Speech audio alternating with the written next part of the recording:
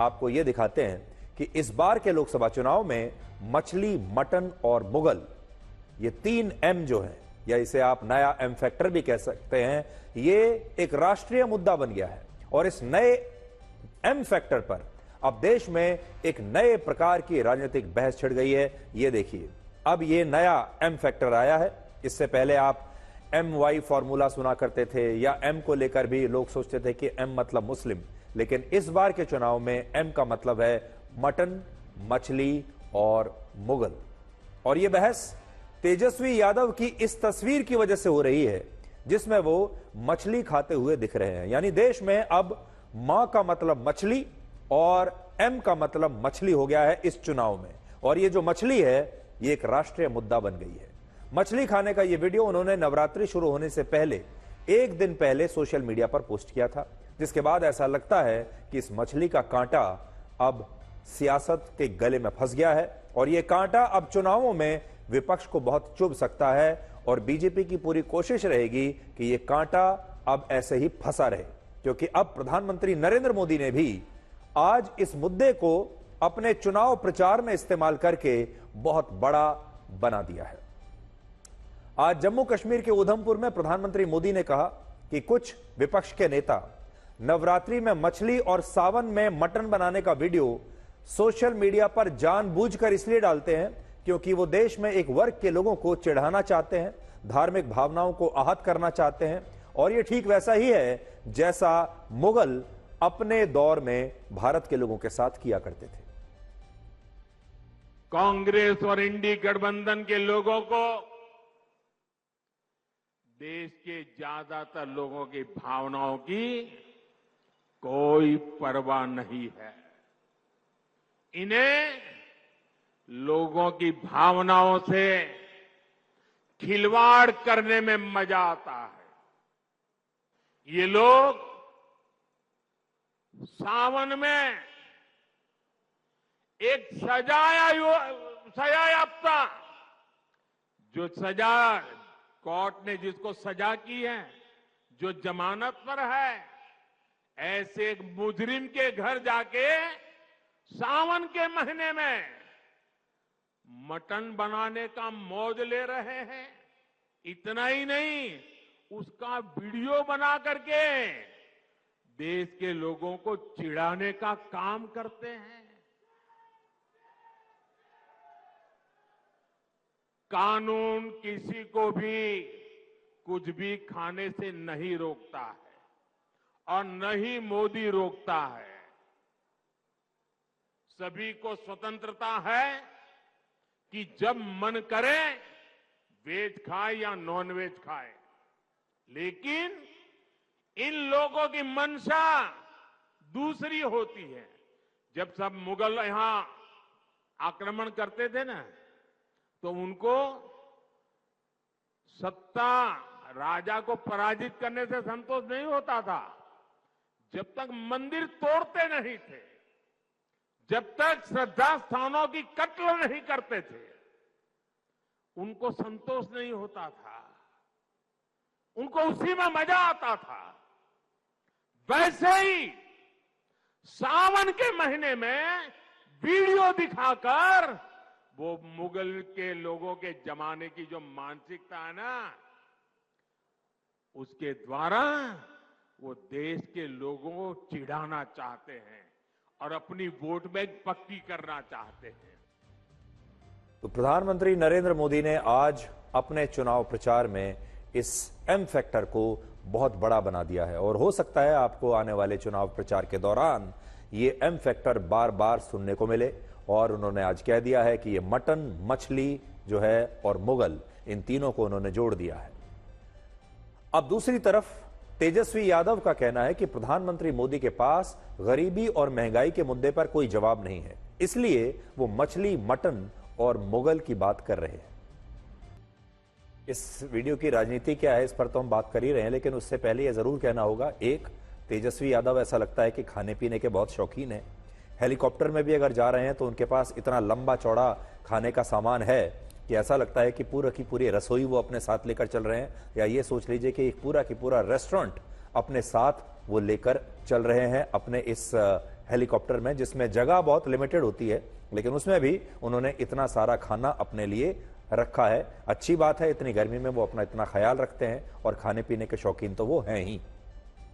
लेकिन अब आप ये देखिए, अगर तेजस्वी यादव चाहते तो वो हिंदुओं की भावनाओं का सम्मान करते हुए ये वीडियो नवरात्रि के बाद भी पोस्ट कर सकते थे, क्योंकि ये एक गैर राजनीतिक वीडियो था जिसमें चुनावों से जुड़ी तो कोई ऐसी बहुत ही अति आवश्यक जानकारी नहीं थी।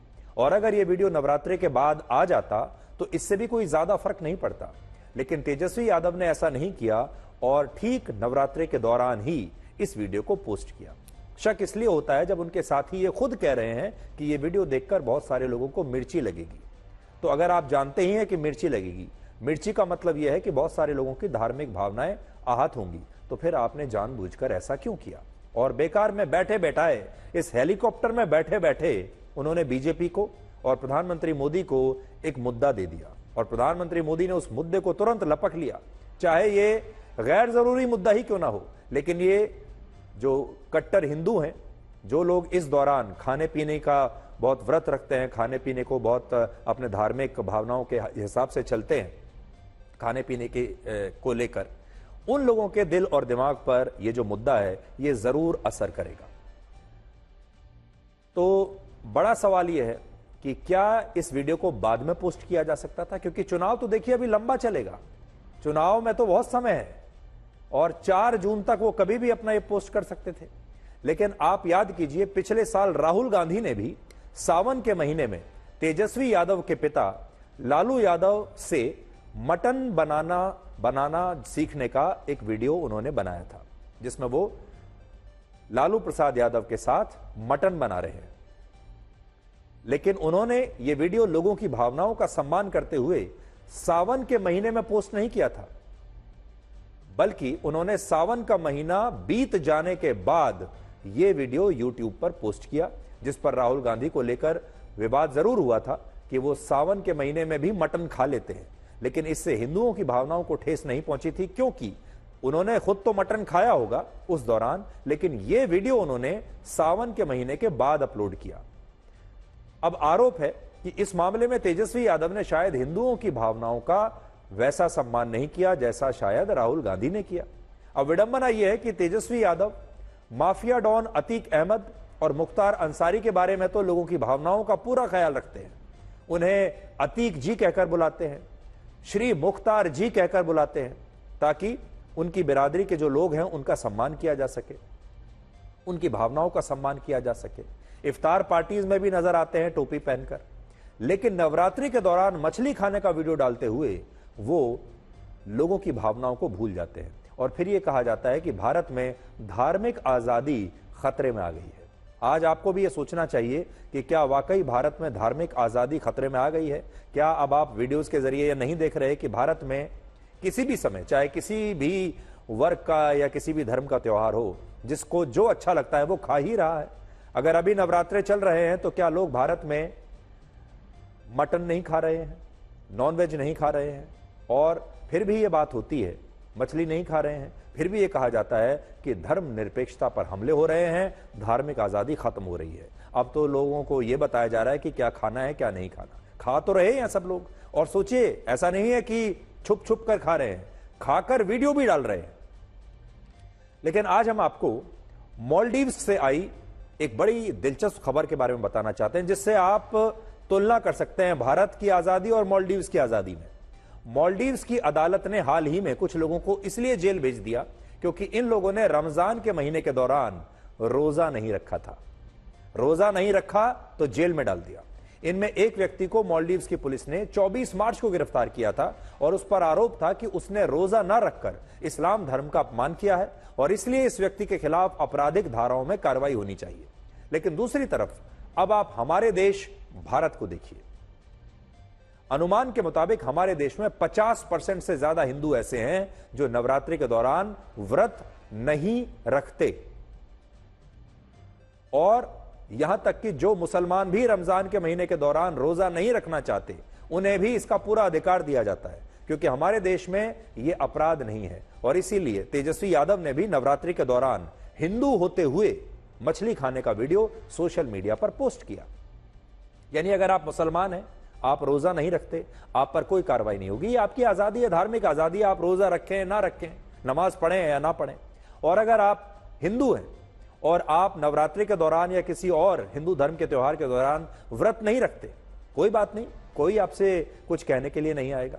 और अगर उस दौरान आप हिंदू होते हुए भी नॉन वेज खाते हैं, मांसाहार खाते हैं, मांसाहार लेते हैं, तो भी आपके ऊपर कोई मुकदमा नहीं कर देगा। यह सब पर लागू है। लेकिन मालदीव्स जैसे मुस्लिम देशों में इसे संगीन अपराध माना जाता है और वहां दूसरे धर्मों के लोग सार्वजनिक जीवन में अपने धर्म का पालन तक नहीं कर सकते।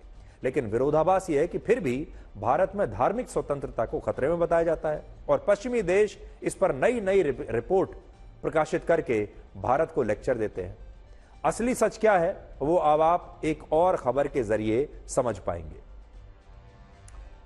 इंडोनेशिया के बाद जिस भारत में सबसे ज्यादा लगभग 20 करोड़ मुसलमान रहते हैं, उस भारत में कल ईद का त्योहार बिल्कुल शांति के साथ, पूरे सौहार्द के साथ मनाया गया। और भारत में ईद पर कोई दंगा नहीं हुआ, कोई हिंसक घटना नहीं हुई, कोई अप्रिय घटना नहीं हुई, कोई विवाद नहीं हुआ। जेल जाने की भी जरूरत नहीं है, अरेस्ट होने की भी जरूरत नहीं है, पहले ही सरकार बर्खास्त की जा सकती है। उसे कहते हैं तानाशाही। भारत में उल्टा हो रहा है, मुख्यमंत्री जेल में चला जा रहा है, फिर भी जेल से ही वो सरकार चला रहे हैं और फिर भी कह रहे हैं कि देश में तानाशाही है और देश में लोकतंत्र समाप्त हो गया है। आम आदमी पार्टी ने आज भी फिर से यह कहा है कि दिल्ली के उपराज्यपाल वीके सक्सेना पिछले कुछ दिनों से गृह मंत्रालय को चिट्ठी लिख रहे हैं ताकि दिल्ली की सरकार को बर्खास्त किया जा सके। यानी वो दिल्ली की सरकार को बर्खास्त करने के लिए कागजी कार्रवाई अभी से कर रहे हैं, एक पूरी फाइल तैयार कर रहे हैं और वो चाहते हैं कि दिल्ली में राष्ट्रपति शासन बहुत जल्द लगा दिया जाए। हमें विश्वसनीय सूत्रों से पता चला है कि आने वाले कुछ दिनों में भारतीय जनता पार्टी शासित केंद्र सरकार दिल्ली में राष्ट्रपति शासन लगाने वाली है। हमने देखा कि किस तरह से एक 20 साल पुराने केस को उठाकर दिल्ली के मुख्यमंत्री अरविंद केजरीवाल के निजी सचिव को बर्खास्त कर दिया।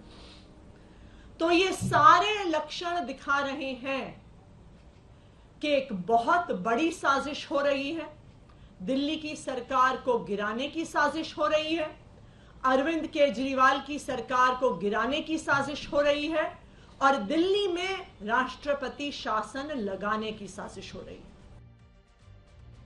अब इस सवाल पर आते हैं कि क्या दिल्ली में अरविंद केजरीवाल की सरकार को बर्खास्त करके राष्ट्रपति शासन लगाया जा सकता है?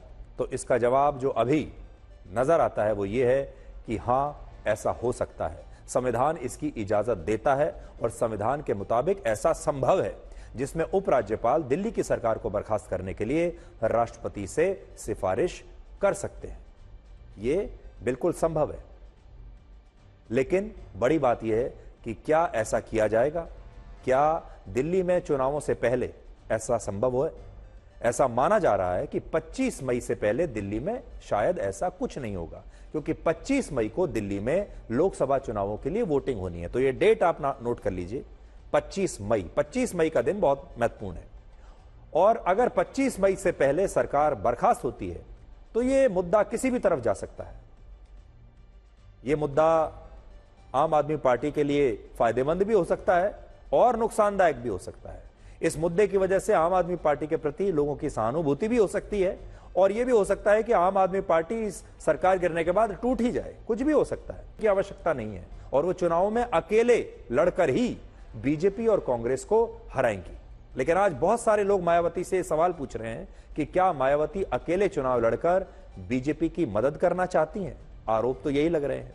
यह सवाल इसलिए उठा क्योंकि चुनाव प्रचार की दौड़ में बहुजन समाज पार्टी और मायावती फिलहाल बाकी पार्टियों और उनके नेताओं से बहुत पीछे चल रहे हैं।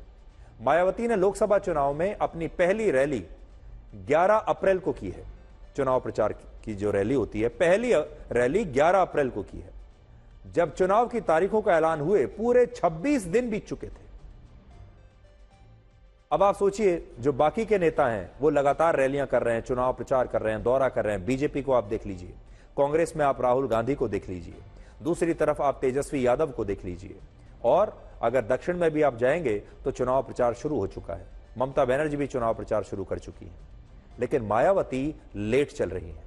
इससे भी बड़ी बात यह कि ये जो रैली उन्होंने की पूरे 26 दिन के बाद चुनावों के ऐलान के, ये रैली उन्होंने उत्तर प्रदेश में नहीं बल्कि महाराष्ट्र के नागपुर में की, जहां बहुजन समाज पार्टी का कोई जनाधार है ही नहीं।